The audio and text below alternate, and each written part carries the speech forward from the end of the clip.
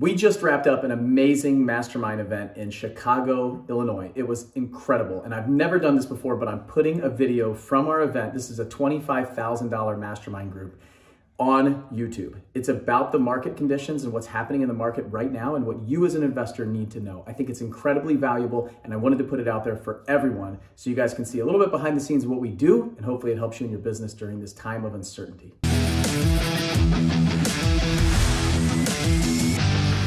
First of all, I want to lead with this. I always wonder, like, how am I going to start these presentations? What is it I need to lead with? And this, if you get nothing else from this presentation, maybe you can get this. Gratitude. Like, if we lead with gratitude in everything in our life, and everything, if we're grateful for all things in our life, our lives will be better, especially this market, right? So I want to lead with a little bit of gratitude here. I remember, I've been in this group since the very beginning. I remember what it was like 7.5 years ago, and it was nothing like it is today. So I'm going to talk about, like, gratitude for me right now is I have got so many friends in this group, and you'll see some pictures of that in a second. And what we're doing today, like in the can you believe that Bill got this room named for our group? Like, how amazing is that? Like, he's got a lot of money to do that. But like Vanessa and Bethany and Sarah and all of the crew back there, and Andre, what he's doing with all of this like video production stuff, and the video you guys saw earlier, like I sit back here in awe sometimes, and I'm just amazed at how amazing this group is. And it's incredible. So I'm so grateful for that. And I'm also so grateful for like many of you guys, and you guys all know who you are. Like, I've had so many great conversations with many of you guys, and you guys have impacted me so much in my life. So I am grateful for all of you guys and all of those memories and stuff we created together. And again, if you take nothing else from this, be grateful for everything that you have, and especially for this market. Like, it's going to be fine, and we're going to go over that. Update. So I'm not on Facebook much. You guys might notice that I don't post things on Facebook. There's a variety of reasons I don't do that. But if you guys are okay with this, I'm going to get a little bit personal. So this is us in Mexico. I brought my family to Mexico. So one thing that's amazing about this group is it's super family friendly. I've been a part of groups before that are not family friendly, right? I feel comfortable bringing my wife and kids and having them interact with all of you guys, playing games, hanging out, doing stuff. We did that in Mexico. It was way cool. So this is us in Mexico doing that and eating some delicious mangoes, which is awesome. And this is one of the things I've been doing because of the group since Mexico. Do you guys remember Mexico? Many of you guys probably don't remember this, but they're like, hey, what about your accountability? What are you going to do? And I'm like, I should do like a diet and exercise program, but I was kind of non-committal to it. Do you guys remember that? Anybody remember this? Most of you guys probably remember, because I haven't seen like a doctor in 15 years, which is probably not healthy. I don't like getting my blood drawn. Like, that's just not something I like to do. Like, it's one of my biggest fears, so I'm like, I don't want to do blood work. But I talked to a guy, you know Brady Kellum? You guys know Brady Kellum? He's in the Runway group. So his brother is a functional doctor, functional health doctor. And my wife's been going through some health issue stuff that people can't really figure out. And when she heard functional health, she freaked out. She's like, oh my gosh, this is amazing. So in Mexico, we were able to meet with this awesome functional health doctor who's a brother of somebody here in this group. Again, the power of this group. And through that, he convinced me that he's like, well, you could start an exercise program. He said, you might want to figure out where you're at baseline, how you're doing with your health-wise, right?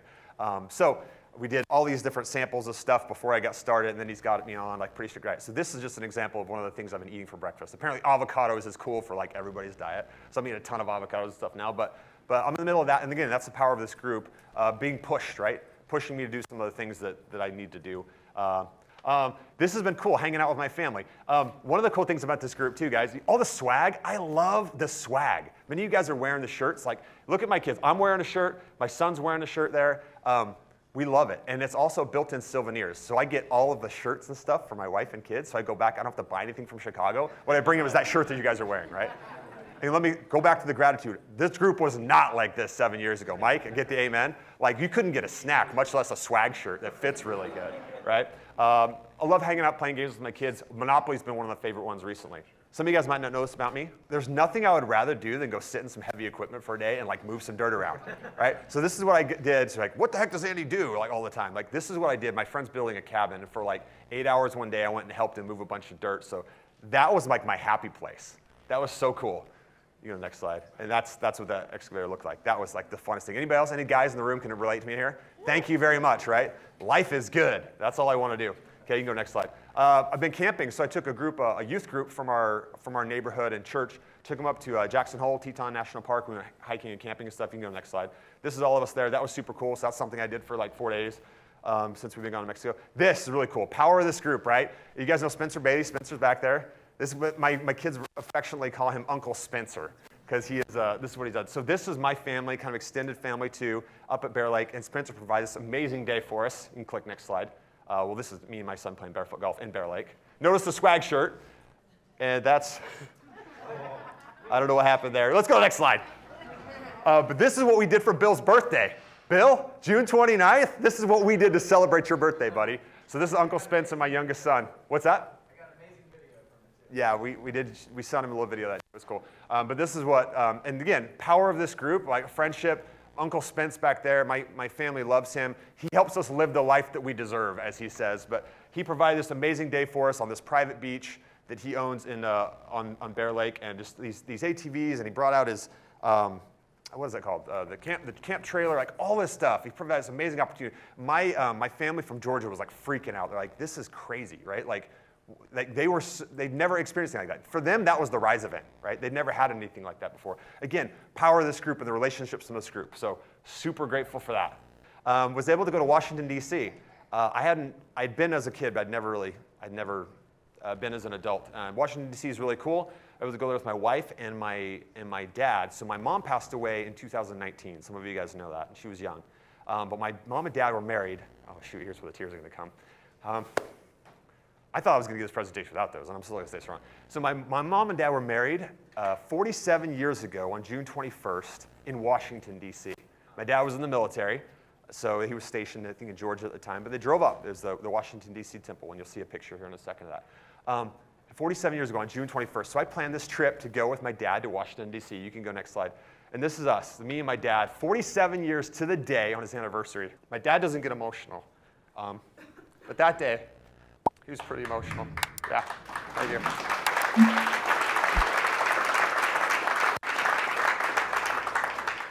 So that was way cool. To be able to do that with him. You can go next slide. Hanging out, going around and seeing all the things that we see in DC. But this was cool too. Right here, again, power of the group. I was thinking to myself, who lives around here? And Adam Whitney lives close to that. He's in the runway group. And he's in the military, and I thought, how cool will this be?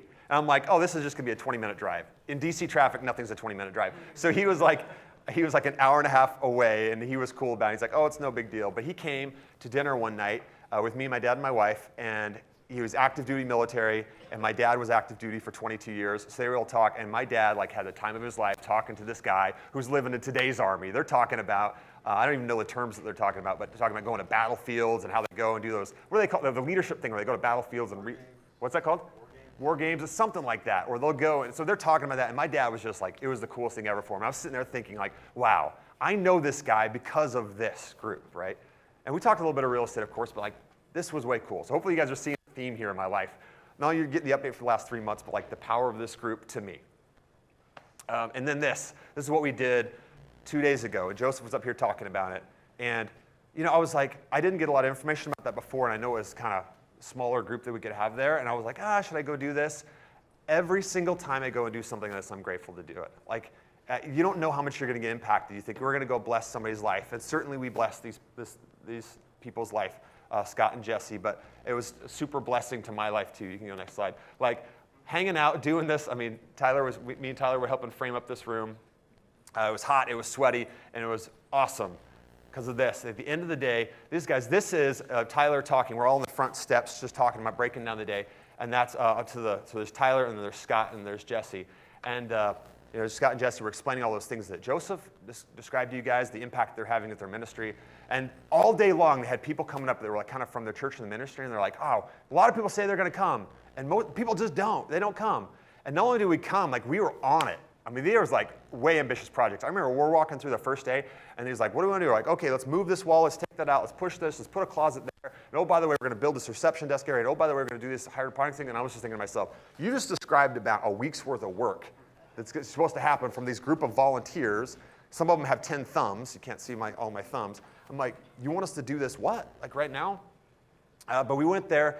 We didn't get it all finished, but we had made a huge dent in that. It was way cool, and to hear their stories in the front, talking about all the stuff that Joseph shared with you guys, was way cool. And to watch them, this picture right here is right after they said, and they were just grateful to have us there. This picture was right after Tyler said, hey, we're come to share this with you guys, and he said, also, we want to give you guys $25,000 to spend however you want. The looks on their faces, maybe you can't tell from there, but they were just in utter shock. There's your Facebook update on life. The greatest opportunity this recession will provide us. I'm open and willing for anybody else to come up here and give this presentation. What do you guys think this is going to be? But as I've had a chance to think about this the last week or so, I've thought of three things. And the third one being the greatest opportunity I feel like this recession specifically is going to provide us. But here we go. Some of this you guys heard before. Number one, I want to say change is normal. And we talked about this last night a little bit. And it feels like everybody coming into this, and maybe it's from the news media, but we're all kind of a little bit worried about, oh, this market, what's this going to be like?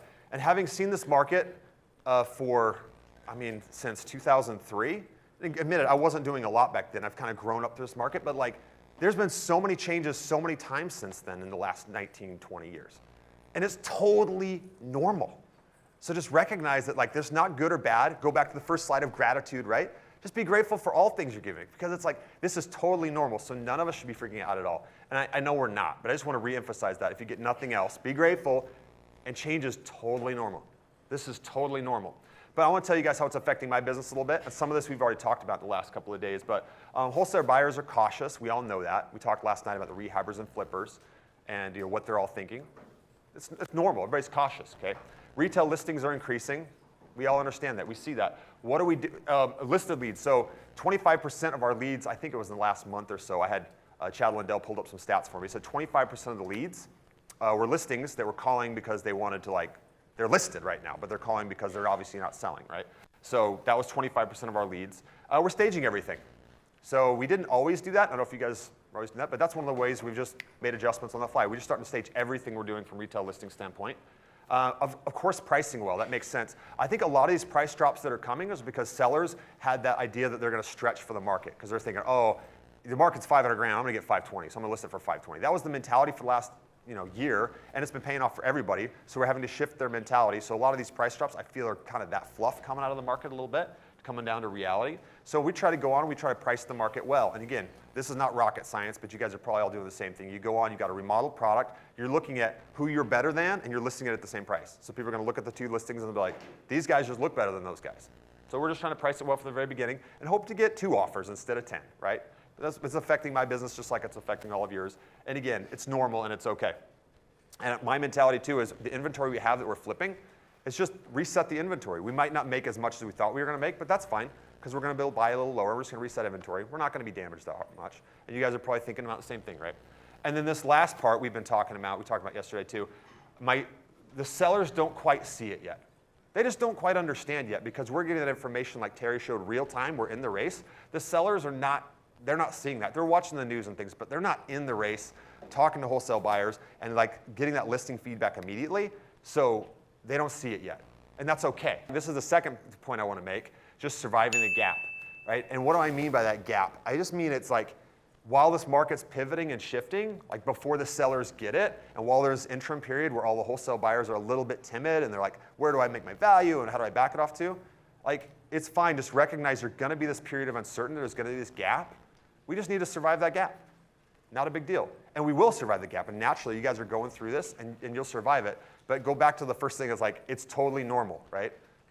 Don't have to freak out about what am I going to do. It's you're just going to wait, and the next thing is going to manifest itself. We had this little mini gap. Remember March 2022 or 2020? COVID. Remember that? There was that COVID pricing. We were talking about all those things. There was a mini gap there too, and it was just everybody was just pausing. The earth was moving, and everybody was just standing still. What am I going to do? Where are prices going to go? Interest rates, COVID. They were talking about those things. It's the exact same thing. And then once everybody kind of figured out on the other side of the gap, then the market just went raging on, which nobody really saw that. So I don't know what exactly is going to happen on the other side of this gap, but I know that we're all going to be on the other side of it. We're going to live through it, and it's going to be fine. One of the key things with this is decreased competition. You guys ever heard of Sunday? They were kind of one of those iBuyers. They kind of have this model of listing, but wholesale kind of a thing. They pulled out of our market. So we got that email, and we all kind of sent it to everybody on the team was send it. We're there's the first one out, another one bites the dust, right? And now they're Opendoor. I don't know if they're going to go out, but once earnings and stuff come, maybe they're not going to be around either. All those iBuyers that came in and thought they could do our job better than us, right? They thought they could, we can come in here with a bunch of money and just low-level employees and figure out and do exactly what you guys are doing and put you out of business. Story about that, Opendoor. You guys have Opendoor in your market, some of you guys? So we used to, it was a year ago, year and a half ago, I don't remember exactly when it was, but we found out we could sell to them. So we started selling into them, and it was stupid money. These guys were paying way too much, right? So we were selling into them, and it was stupid money. And then they figured out, they're wait a second, investors are selling to us and they're making these huge margins. So they didn't change their buy box, which is totally what they should have done. Like, it makes sense, right? They didn't change their buy box. They made a policy, overnight change, like, we're not selling to investors. And maybe that just happened in Utah. But they're like, we're not going to sell to investors anymore. And I'm sitting there thinking to myself, like, wait, just still buy from us. We provide a place for you. Just change your buy box. But the reason they were buying so much was because they were paying way too much for properties, right? And then it came out that Zillow was like losing a bunch of money, right? So it's not going to be long. Oh, and the cool thing about with all that with Opendoor is one of the Opendoor reps was talking to a guy. We're like, hey, just change your buy box. We'll get stuff where you need it to be. And he's just like, our company, companies like us, and our company's going to put you guys out of business. Basically, is what he told us, and we were all like, great. Put us out of business, right? It gave us a little bit of all right, we'd like to see you do it. But Sunday pulled out, and we'll see how the other ones fare. But I'm not really worried about them, never have been worried about them. But that's one of the things we'll see. And there will be other investors, too, that will pull out of our markets, right? You guys have seen, like, there's been so much competition in the last couple of years. Like, some of that will die down, which is going to be awesome because it's going to provide opportunity for us. Another difference from this time from before is this isn't 2008. Like, there's a lot more well-qualified buyers, and Al can probably talk about this. I'm not in the mortgage industry. This isn't what I'm living through, but like, what are you seeing there? Is that fair? Are people more qualified this time? Is it harder to get loans? A lot more. Yeah, so 2008, that was built on a lot of just fluff. I mean, I remember after 2008, we were working some short sales, and I remember working a short sale from one person who had 10, he was doing construction loans, like they're building these, there's like a spec property, but he had 10 owner-occupied like loans out there for construction stuff, new construction. Now, obviously, something was wrong there, and I think he was just doing some like stated income thing. 10 owner-occupieds, so we're short selling 10 owner-occupied like loans that he's doing there. A little different this time around, right? That stuff's not happening. And then inventory is different, obviously, this time too. So again, change is normal, and this time is different fundamentally than 2008. So again, not scared. This isn't going to be and even last time, 2008 was like, change, it's fine, normal, but that was a different kind of a normal, right? Like we can live through that, but this isn't going to be that. I think this was a Tony Robbins slide. Can anybody confirm that? Is this Tony Robbins? You guys know if this is his thing? You guys seen this before? Yeah. I just love this. So good times create weak people, unfortunately, and this is just how it happens, right? Like you can be lazy. Last year, I had my best year ever in real estate from the wholesale and the retail flipping business. Best year ever. You guys that have known me for a long time, it's almost laughable. I don't do anything different. You guys are like, oh, when are you going to go in a new market? When are you going to do this stuff and that? I haven't done anything different in like years. Mike, how long has it been? How many years have been, you know me that I've been doing, what do you do? 7 years at least. And even before that, before we started the seven-figure flipping, Justin and I was like, I was doing pretty much the same thing. Like, I'm not growing, expanding. I'm doing the same thing, sending mailers, doing online stuff. Well, why don't you grow? Why don't you expand? I'm like, kind of doing the same thing. So why is it last year I had my best year ever? It was just the market. I didn't do anything different. The market just came up underneath me. You buy stuff, and then it's like, magically you're getting a lot more money for it. I recognized it wasn't because I was smart. It was just because the market was good, right? And now we might see a little bit of the other side of this side, but it's totally fine. So good times create weak people. So it probably caused us to be a little bit weak, right? That's okay. Weak people create bad times. Bad times create strong people, and strong people create great times. And I think that is totally true, and it's a cycle we've seen for a long time, will continue to be.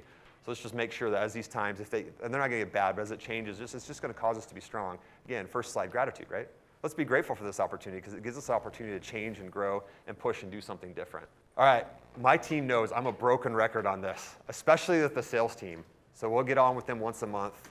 So you guys know my sales manager, Chad Lundell. He's our sales guy, and he's also the sales manager because he leads the sales team. And I think it's important to have somebody that's leading your sales team that's actually in the trenches with them. And when I get on that call once a month, and they're talking about, it's always something. You guys know what your sales team's saying, right? Oh, the leads are not good. Oh, it's like all these things they're talking about. And I say, control what you can control. It's always back to that. I'm like, you can't control any of those things. You can't control the competition, but what can you control is, did you get to the lead quickly when it came in? Did you call them and did you build rapport with them? Did you put in good notes? Did you go see them? Did you spend the time it took with them? Did you follow up? Like, I might tell them, if you do that consistently every time in whatever market, you're going to buy. I had a conversation with a guy. So blocking and tackling, right?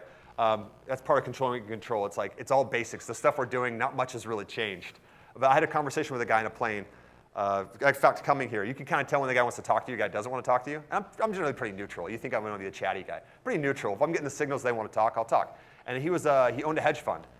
I think private equity. Private equity is what he did. So he talked to me a little bit about private equity, and he's kind of like the higher level investor or whatever.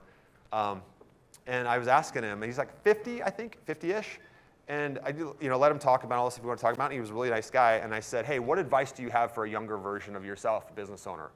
And he thought about it for a minute, and he says, you know what? I worked for a private equity company. And basically, I worked by raising a bunch of money and then deploying that money for investors, right? He said, I worked for a private equity company. And then ultimately, I started my own. He said, when I started my own, then you have to go out and solicit investors. They're raising money, like big swaths of money, right? So like $20, $30 million checks from these institutions that are like have funds, endowments, and things. So he's like, we had to go out and raise money. And he mentioned a couple of universities, I forget, like North Carolina something or some in Michigan. He mentioned these universities that invested like $20 and $30 million, small pieces of what they're investing, right? But they gave it to him. But before they do that, they go through this vetting process. Like there's some, I don't remember the whole process, but he has to go through something, and he has to get like recommendations. He submits some form, and they're calling his references, right? So he does the thing and submits. Now, when you're submitting the references for a job or anything, who are you submitting? Like, totally the people you want him to talk to, right? And what he shared with me was when he did this, when he first went out on his own, he submitted that to them. He has his list of people, and they're calling those, and certainly they do that. He says, I was shocked at how deep they dug. Those people that I gave them, he says, they probably took those as a starting point, and they went off and branched off. He said, I don't know if they were LinkedIn and doing what. He said, I don't know. He said, they found people. He says, they found a guy that worked for me 20 years ago that I fired. And they talked to that guy and said, hey, tell me what you know about, whatever his name was. They went through and found multiple people like that. Now, how many of you in your life that makes you a little bit nervous? That if they dug through and said, Nate, I'm going to find people in your life that you had a connection with. And I'm going to talk to them and say, how did you treat them? How were you? In all walks of life, right? So his advice to me was, how are you treating people? Be careful how you're treating people. And I think that will translate into all different markets. How are we treating people? In all walks of life, right? Those people that you let go from your company, would they still say, at the time it might be emotional, but they still say, you know what? They treated me fairly, and have it be something where they could speak highly of you from that. I thought that was very interesting advice, and I think we can all do that. And not just for business, I think for personal too, that's equally important, right? And that's where our character comes from. So how are we treating people? That's blocking and tackling, right? I think that's blocking and tackling. 2, marketing is the oxygen in your business. Like I still feel like through all of this, we haven't talked about backing off our marketing. We're not backing off our marketing. We're shifting the way we're making our marketing hit. We're trying to make our dollars hit a little bit different, but we're not backing off from our marketing. So that's blocking and tackling for us in our business. We're not backing off from marketing. This, control what you can control, answer and go on appointments and listen to people. Now, some people do virtual, so they're doing it on the phone, and maybe you can do some on the phone, but we're still in person. We're answering the phone. We're getting to people quickly. We're going on the appointments to build a relationship with them, and we're trying to listen to them. I mean, you guys have heard me talk about this over and over again. Maybe it's that rule of 7. I hear you keep saying it. I feel like I'm a broken record sometimes, but I'm like, that's what you do. People sell properties to people. It's a people business. So an Open Door or Zillow, these guys say they want to put us out of business. I'm like, great. You need to put a person in front of that person that's going to have more of that relationship and be able to solve their problem better than we are. And if you do that, congratulations, you'll be able to put us out of business. But I don't see them doing that. And it's super, super important. And we've all talked about this for years, but especially in this market, while there's this gap before the sellers have figured out, like they're like a little bit uncertain, right? They don't quite know what we know yet. And we're trying to educate them, but how important is that? And this is what I tell the sales team too, like follow up, follow up, follow up. Because that seller that thinks you're lying to them, like, oh, the market hasn't changed, they're still living 3 months ago, they're going to figure that out at some point. Well, when are they going to figure it out, Andy? I don't know. Some point between now and when they figure it out. And you need to be the one on the phone call with them, following up with them, texting them, or voicemail, or whatever you're doing to touch base with them and say, hey, what'd you do with that house? How are things going? You still working? Do you still have those issues you had before? Because they do. And spoiler alert, they're going to sell to somebody. And it might as well be us, right? We paid for them to be in the CRM. But that's blocking and tackling. Okay, I need a show of hands for you guys. How many of you guys in the last, well, many of you guys, it doesn't have to be your primary residence, but any rental properties or anything, how many have an interest rate of 30-year fixed at 4%? Or how about lower than 4%? Oh, cool, everybody's got lower. How about lower than 3.5? Okay, still some hands. Lower than 3? Still a lot of hands, right? So does that seem outrageous that you have a 30-year fixed mortgage for under 3%? Like, it's unthinkable, right? Like, those of us that, like I remember getting a rental property at 6.125, and I was like, this is awesome, right? But so now we've just had this couple of years where the market's just gone insane. It was just crazy. But the interest to think you get a 30-year fixed rate at under 3%, and it's not an anomaly. It's not an anomaly. There's a lot of those out there. So the greatest opportunity we haven't seen before, in my opinion. Wait, is that my slide? Just kidding. Big Bird. How many of you guys name your rental properties? You guys have like nicknames for them, like it's the street name or it's like the guy that lived there or whatever it is, right? So I bought this property. I'm going to show you. You can click on it. That property. It's like the. You know where I'm going with this, right? It's a 3-level property. It's like, I think 2,100 square feet, 3-bed, 3.5 bath. It's got a 2-car garage tucked in under there. It's a townhome. And I'm like, what the heck do we call this thing? We called it Big Bird. So this is Big Bird. So I just gave you some of the stats. So it's a new build. This was a property that bought for $358,000 was the purchase price. The ARV at the time was $500,000. Now, granted, it's probably not $500,000. This was like a couple months ago, so it's probably not $500,000 anymore. That's fine. Bought it with $60,000 down. It needed about $25,000 in repairs, though. So took over a 30-year fixed mortgage that had, I think they were 1 year or 2 years deep on it, probably just 1.5 years deep on it, at 2.875%, 30-year fixed. I mean, we all should be shocked right now. If you were given this presentation, like, in the future, like 10 years ago, if like, in the future, this happened, the people were like, no way. You know, Marty McFly, are you kidding me? But 2.875% fixed. Took a sub 2, and there's the numbers on the bottom for you guys that want those numbers, right? And yes, I realize that cash flow is not real cash flow because it's like just PITA minus payment. But anyway, it works. And I like the property because it's new build. It's not going to have a lot of issues with it probably. And what I really loved was the financing on it. That's the reason I bought that property, is financing. Now, I did get some equity because we market, and that's what we do, right? So that's how you can get properties like this. And do I care if it's worth $450? $400? Do I care? I don't care. So the value of the house is like, that's cool. It's a good value in the house. But the value of that 30-year fixed payment was the reason I was like, yep, I'm going to do that. So what do I feel like the greatest opportunity is that we've never seen before? When have we ever seen a period of 2 years when people can get rates at almost beneath 3%, 30-year fixed, ever, where a large amount of sellers could have loans like that? Do you think those sellers are going to value those loans like you do? Do you think they're going to even know that there's an opportunity to purchase that property where they can leave that loan in place? Probably not. There are some people in this room right now who are like, can that happen? Can that happen? How do people do that?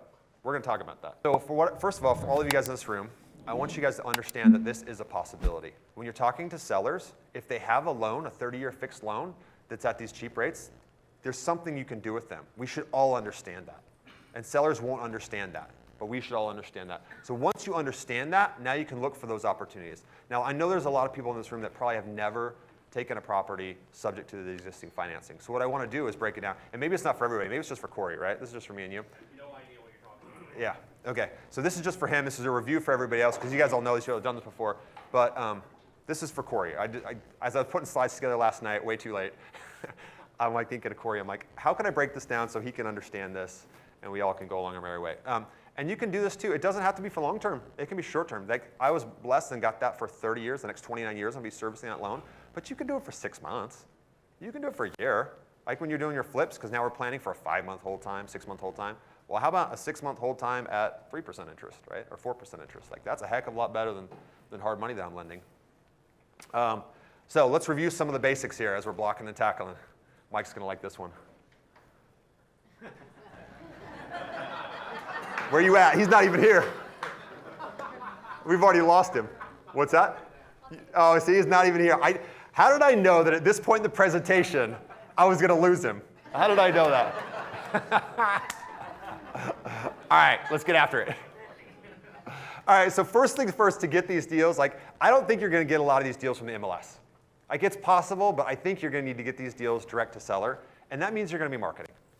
So you might be able to get them from wholesalers. I just noticed, I saw in my text before I came up here that we sent out a deal, Inlight Home Buyers, my company, we sent out a deal that's got 7 years left on 3.25% interest for a deal that we just barely sent out. So there, we're sending it out right now. We're getting stuff. So, but we get those deals from marketing. So again, back to the basics, blocking and tackling. Don't stop marketing.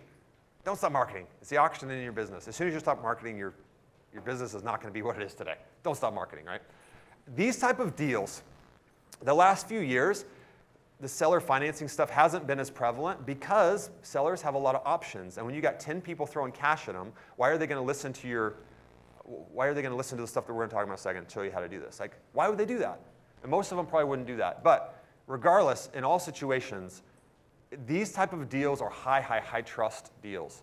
And to understand, like, you can't just skip through these type of things. The stuff we're going to talk about doing this, like, they're high trust deals, so you have to go and build that trust, okay? I love this quote from Stephen Covey, like, seek first to understand and then to be understood. I feel like there's two great things about that when you're meeting with sellers, because you're trying to build that high trust. You need to get in rapport with them, as we say, right?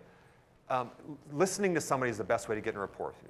You guys have probably all experienced in this life when you sit down and talk to somebody, and you'll just ask them questions, you'll be interested in them, and they'll talk to you, and as you're listening to them, they don't know anything about you, but the person that's talking is connecting, and they're building that rapport with you, which is cool. So just the fact that you're sitting there listening, actively listening, and interested in them, they're going to be building rapport with you. Just naturally. That's just the way it happens, right? They're going to feel so connected to you.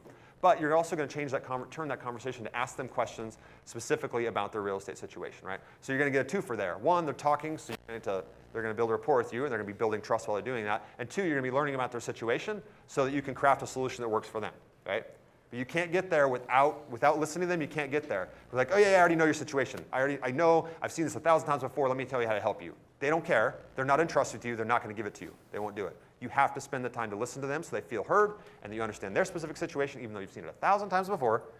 And then they'll be willing to do something like this potentially for you. Okay? This is the best analogy that I can give for it. Corey, Phoropter. He told me this is called the Phoropter. You guys been to the eye doctor, right? I go there, and it's crazy how, like, they're sitting there, and everything you say to them, they're making micro adjustments. Is it better now or better now? Better now or better now? So that's the best analogy I can tell you guys when you're trying to do this, sitting down with the seller, listening to them, building rapport, asking them questions, and letting them adjust like that and tell you, well, tell me about this. Tell me about that. And they're telling you the whole story. Well, what are you going to do with the money? Where are you going? Are you buying another house? Where are you moving to?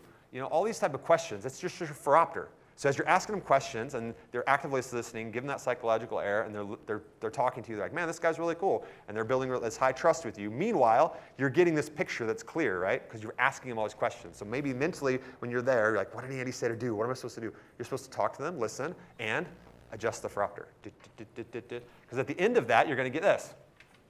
You're going to get a clear picture. And until you can restate back to that seller, Mr. Seller, it sounds to me like you're trying to, and you restate all those things out. And once you can show them, restate back that clear picture, now do you think they're ready to listen to you? Yeah, right? And by the way, this doesn't just work with real estate. This works with, like, relationships. And, you know, I'm not the best at this, right? But, like, in all things, if you will sit down in any type of problem or issue you're having in your life and you'll listen to somebody and ask them follow-up questions and actively listen and adjust that Phoropter so you can say, Arthur, it sounds to me like this is what I heard. And you say, yes, that's exactly right. He's going to feel so much better. That's what psychiatrists make, like, what, $200 an hour for, or whatever. Come sit on the couch, right? And that's all they did was listen to him and spit back to him like, this is what I heard. Now they feel heard and understood. Now you can craft a solution which is not that different than you've probably done hundreds of times before, but they're going to feel like it's a custom solution built for them. And you can't skip the step. Recognize that you have to build that high trust by doing that. But now once you do that, you've earned the right now to take the next step and try to negotiate a subject to deal. When you're doing that too, you need to talk to them. You need to talk to these sellers. I mean, I don't want, like, this isn't condescending, but talk to them like they're a little kid. Because a confused mind says no. So if you're trying to explain something complicated to them and using terms like, hey, Mr. Seller, would you ever entertain using some seller financing, allowing some seller financing and taking back a mortgage and, like, letting me, you know, make your payment? They'd be like, no, I would never do that, right? Well, we'll use an all-inclusive trust deed or we'll use a wraparound mortgage, right? And then we'll make sure that you're collateralized, but they're like, no, I would never do that, right? So you really have to back off and say, well, Mr. Seller, what if we could find a way that you wouldn't have to make that payment anymore, but you can get all your money, because that's what you want. Remember you said that, right? Like now they're like, yeah, okay. No industry jargon. We all have this stuff we kick around, like even the term subject to, like, don't get that out of your head. Never go say anything like that to a seller. Don't say subject to, don't say seller financing, don't say all-inclusive trustee, don't say any of that stuff. Just explain it to them like you explain it to your kids. Like, what if we can find a way to do that? And we all need that, right? Don't we all need some of that basic explanation? And also speak in the terms of how it benefits them. Mr. Seller, what if we could find a way to make you a little more money on this? I mean, because, and they're like, what do you mean? Well, I have to borrow money from people and I pay them interest. You know, what if I could find a way to pay you the interest. And they're like, well, that makes sense, right? Well, I don't have any money. I know, but, and then you kind of explain it to them that their loan, right? Keep their loan in place. So I love that terminology. What if we could find a way to? But again, speak in the terms of how it benefits them. Because too often, all of us walk around and talk about how this is going to benefit me. This is going to benefit me. I need this. I need that. Like, get out of that. Listen to them. Show them how what you're doing benefits them. And they're going to say yes more often than not. Okay. This is a good phrase. I like this phrase. To explain it to them, because you don't have to say subject to. You say, okay, like the guy that's for the $360,000 purchase. Like, okay, if I buy this from you for $360,000, and how much did you say you owed? $298,000. Cool. So at closing, what is that? How much are you going to get? He's like $62,000 or so. Okay, this closing costs $62,000. Well, if we go to closing and you get your $62,000, do you mind if the bank has to wait a couple months to get their money? And he's like, well, what do you mean? Well, like you'll get everything you're getting at closing, but if they have to wait, just a little bit. Well, how does that work, right? You're just pitching to them this subject too. You're pitching to them some seller financing without saying it that way, right? So that's how you go through this process and you got to do the marketing. You got to spend the time with the fropper, with the sellers to build the trust. You got to know this is possible too. You got to talk to them in like layman's terms, whatever they need, whatever analogy you got to use for them. Once they agree to all that, in principle, here's where Corey's going to get tripped up, right? How do I write this up? This seems complicated. Totally not complicated. Here's how you write it up. In an addendum, you can write something like this. It doesn't have to be this exact language, but this works. This just happens to be the language we give our sales reps in like our little example sheet. We're like, hey, write it up like this. So you just agreed to a $360,000 purchase price, right? The purchase price. I'm the only one, Andy. Look how many people it takes. I know. I know, and it just takes doing one. Seller agrees to leave the existing financing in place for 6 months, 12 months. Life of the loan is what I'd put in there if you wanted to just service it out through the end of the thing, life of loan. And then you could tell them, hey, I'm going to be responsible for all the mortgage payments, all that stuff. I'm going to be responsible for that. Okay, cool. And that really is it. You can just write that up. So all of the contract you're currently using, just you probably have a blank addendum somewhere. You can write that in. That's it. Not complicated, right? So that's all you need to know when you're at the house. And then, okay, well, now it's going to get to closing. This is going to be super complicated. Not really. There's that line in the settlement statement, existing loan, instead of paid off, right? Because the title company is going to go pull a payoff. They're going to know how much, as of this day, we're closing on July 22nd, 2022. Here's the payoff date. And here's exactly what the payoff is. But instead of them wiring the money to pay that off, it's just existing loan taken subject to, and they just put the amount right there. So in my case before, it was $298,000 and whatever, right? We just didn't pay it off. But everything else looks the same. We just left it in place. Like, is that legal? Yeah, we did it. I like to get a limited power of attorney from the people. And the only way that I've really even used this, and you can use one like that, or you can make your own term of it up, but just specifically for the property, because if you get the only thing I've ever used it for, actually, and you could probably use it for a variety of things, but the only thing I've ever used it for is when they get those escrow refund checks. You get an escrow refund check, and it's like in their name and the seller's name. I can cash that check. I can deposit it in my bank account. So go to my bank with the power of attorney from the seller for that check for that property, and they'll deposit it in my account. That's the only time I've ever used it for. But I figure it's a good thing to have as it pertains to that property. But you could also get one of these two, just an authorization to release information. Because that loan, you're going to be the one that's like, now you care about this loan. You're like servicing this loan. You're getting all the tax statements for this loan and everything. So you want to have all that. So get an authorization to release information. What I did, you can go to the next one. This is what I did with that seller that we've got another 29 years on that. He had an online login. How many of you guys like log in online to see your mortgage? Like most people do that. So we just got his login. So logged in, changed the service or the notice address to like a PO box that I've got, and then we just changed the direct deposit or the ACH or whatever it is. My bookkeeper did. Lindsay did this. I don't know how she did it, but she just went in there and changed it. So now it comes out of my rental holding account. Like that's it. So the payment comes directly out of there. So I don't see the statement every month, but it probably is mailed somewhere like a PO box or something. But that's it. Pretty easy. So now the payment's being made by me, and nobody cares, right? Next one. This is a bonus you can get for me if you want to. I don't have everybody sign this, but if you're a little bit worried, this is kind of like the CYA letter. You're just letting them know that there's a due on sale clause because everything has a due on sale clause, and you're just saying that you're not assuming the loan, and the loan's going to stay in their name until it's assumed or paid off or assumed. Oh, we need to take assumed out of there. But like, just they understand right there, right? If you want to, if you're like want to cover your bases, you can do that. There's your bonus. What's the next one? So this thing, like that topic we started at the beginning, like what's the greatest opportunity this this coming market is providing us, this recession. Like, I feel like that's the opportunity. Because we've had this market that's been raging for like 18 months, and the prices have gone like this. Well, while the prices are going like that, you get that interest rate that's like, those interest rates were super low, but the price was going crazy. Now, those people still have those fixed rate loans, and they're going to come into distress. As we all know, people sell for their own reason. They're going to come into distress over the next few years. And the prices are probably leveling off certainly now, probably dipping in some markets, right? Some more than others. And you're going to be able to buy it at that lower price with those terms because of this market. Like, what an opportunity that is, right? Do you guys see that? In order to capitalize on opportunity, first of all, you need to recognize it exists. And the second, I would say, do one. Like, if you've never done one before, just do one. Just make it a goal to do one. Like, because it's really not that complicated. I feel like I've been saying that for years now. Like, it's not that complex. It really isn't. Just do one and prove it to yourself. Then you get the faith and you can do more of those. So this is it. I just want you guys to remember, all this we're experiencing, number one, change is totally normal. Totally normal. Don't worry about it. It's all good. Control what you can control. I didn't add gratitude into this one, but I do want you guys to remember that gratitude. Be grateful in all the things in our life because it's teaching us, building us, and it's like we always have an opportunity to like choose our attitude and how grateful we're going to be for stuff. And this market, we should be grateful for all these things, especially this market. And then look for those subject to opportunities. Because like I showed you with Big Bird, they're there. And I think they'll continue to be there, right? And that's where long-term wealth is built. Low fixed payment, for long-term. I mean, prices, I'm going to stand right now and I'm going to say my crystal ball is broken, but 10 years from now, prices will be higher than they are today. They'll be higher than they were 3 months ago when the market was raging. 10 years from now. Maybe it's 7, maybe it's 5, but 10 years from now they will be. Why? Because the way the system is built, they will always be higher.